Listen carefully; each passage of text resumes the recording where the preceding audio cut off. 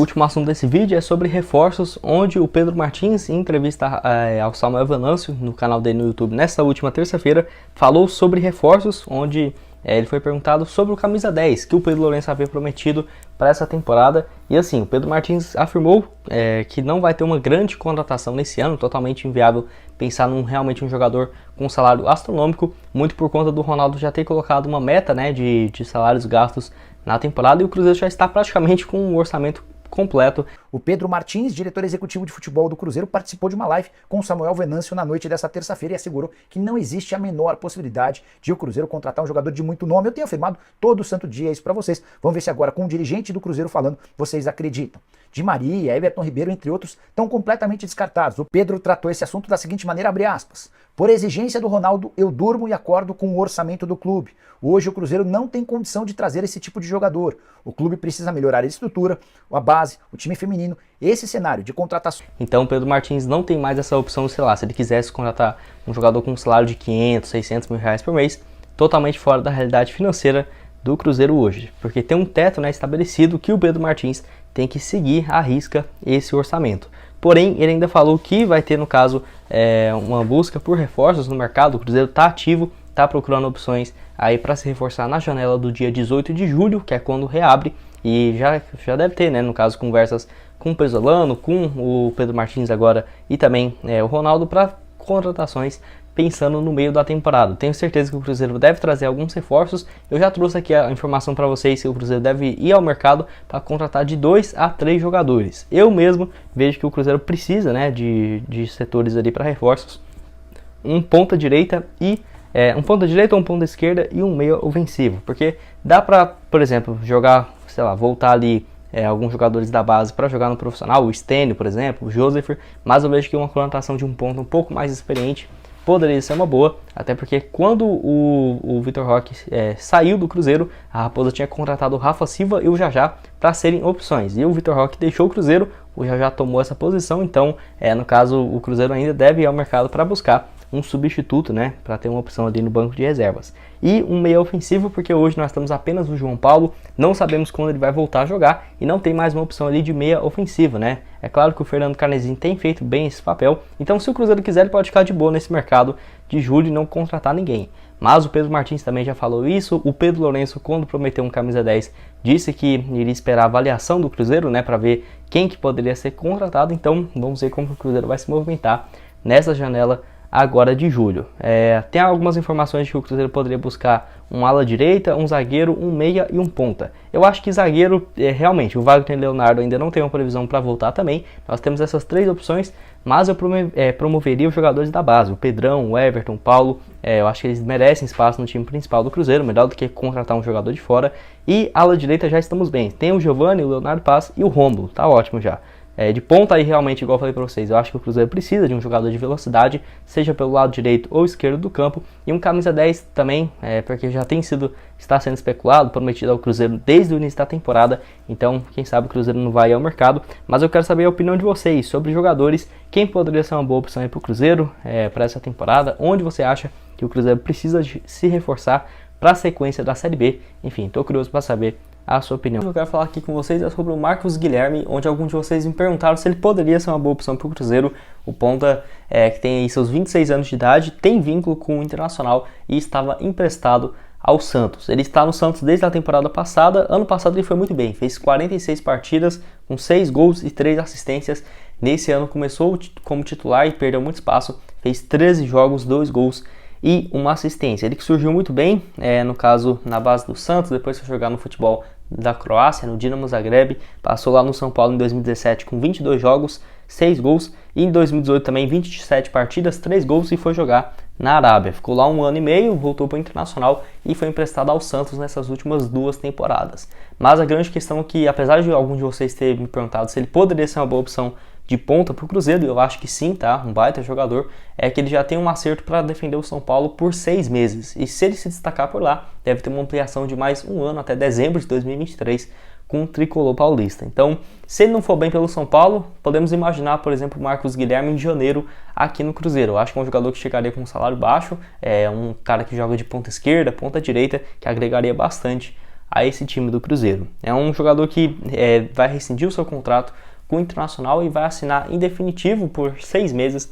com o São Paulo, mas eu quero saber a sua opinião aqui embaixo nos comentários. Você acha que ele poderia ser uma boa? Você acha que não? O Marcos Guilherme aí, que o Cruzeiro, lembrando, vai ao mercado para buscar um ponta e também um meia, além de um lateral direito no meio da temporada. Eu tava me perguntando, né, que história é essa de Carlos Sanches no Cruzeiro? Enfim, o Nicola que trouxe essa informação já na manhã agora, no caso desse sábado, perguntando se ele poderia ser uma boa opção para o Cruzeiro para essa posição de camisa 10, né? Todo mundo sabe que a Raposa vai no mercado agora no próximo mês de julho para trazer um jogador especificamente nessa posição de experiência ali, um jogador que já tenha boas passagens pelo futebol nacional, ou uma promessa. Eu vejo que vai ser um ou outro, vai ser um jogador ali para chegar e resolver os problemas, ou ser um jogador mais jovem, ou às vezes um cara mais experiente, uma boa opção que possa se desenhar no mercado, né, para o Cruzeiro. O Nicola trouxe essa informação, é muito por conta de vários torcedores ter perguntado para ele se o Carlos Sanches seria uma boa, se o Cruzeiro já tinha feito proposta para ele, e o Nicola perguntou, né, para o Rueda, que é o presidente do Santos,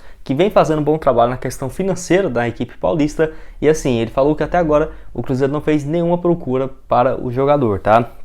Ele que já tem 37 anos de idade, ou seja, foge um pouco daquele projeto de SAF aqui do Cruzeiro, né? É um jogador que, se tivesse em boas condições físicas, na minha opinião, um cara para jogar a Copa do Mundo mesmo com 37 anos.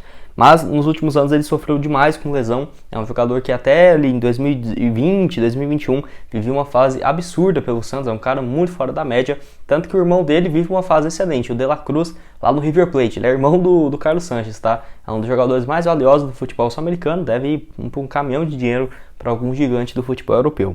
Enfim, o Cruzeirense lembra dele daquela passagem em 2015 pelo River Plate, onde ele fez 65 jogos, 18 gols. Surgiu lá no Liverpool Montevidéu, o mesmo time onde já teve passagem o Pesolano, e jogou depois no Godoy Cruz, 2009 até 2011, e no River Plate, além também de ter jogado 3 anos no Monterrey, do México, onde foi muito bem em 2018 mesmo, 48 jogos, 12 gols, ficou 3 temporadas no México e chegou para o Santos na temporada de 2018, onde inclusive enfrentou, né, o Cruzeiro na Copa do Brasil. Bom, e o último assunto desse vídeo que eu quero falar aqui com vocês é a respeito do Léo Santos, zagueiro que alguns de vocês me perguntaram, foi o Pedro Luiz, ele que perguntou, né, onde que estava o Léo Santos, e assim, eu fui dar uma pesquisada, pensei que ele já teria voltado mesmo de empréstimo para o Ituano, né, que era o time onde ele tem contrato, e foi o que aconteceu, tá? Até por conta do Ituano estar disputando a Série B, o Cruzeiro ainda não enfrentou eles porque a data foi alterada, já era para ter acontecido esse jogo e ainda não tem uma previsão para a data dessa partida. Porém, acabou o empréstimo dele aqui com o Cruzeiro, ele voltou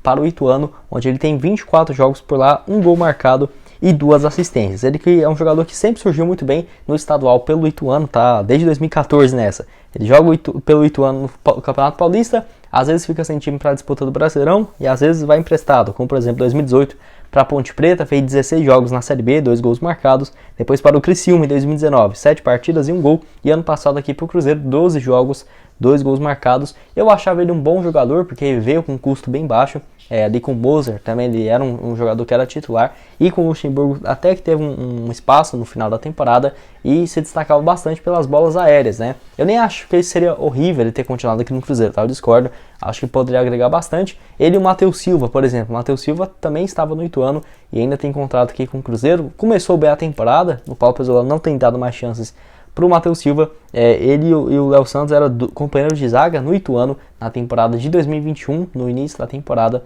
Enfim, o jogador que está hoje lá no Ituano. Cruzeiro que precisa de zagueiros, não acho que deve ir ao mercado. Então essa fase aí do Léo Santos aqui pelo Cruzeiro, eu creio que já passou, tanto que ele já está aí com seus 28 anos de idade.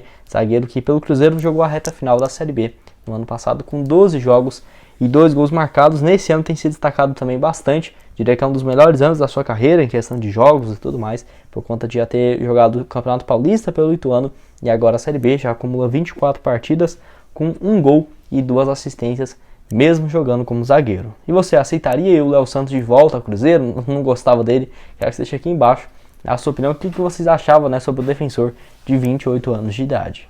Bom, esse foi o vídeo, espero que tenham gostado. Não esqueça de deixar seu like, também se inscrever no canal para continuar recebendo mais conteúdos como esse. E aqui na tela final eu vou deixar outras duas sugestões de vídeo para vocês. Mano, o vídeo que eu trouxe agora há pouco sobre um meia chegando do Fluminense para reforçar o Cruzeiro nas categorias de base. Vai lá dar uma olhada nesse vídeo. Além também do vídeo de hoje de manhã, onde eu falo sobre alguns assuntos importantes. Será que corre o risco do Jajá ou o Zé Ivaldo deixar o Cruzeiro e voltar para o Atlético Paranaense no meio da temporada?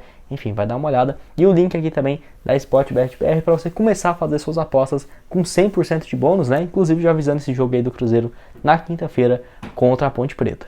Muito obrigado a todos que têm assistido até aqui e até mais, valeu!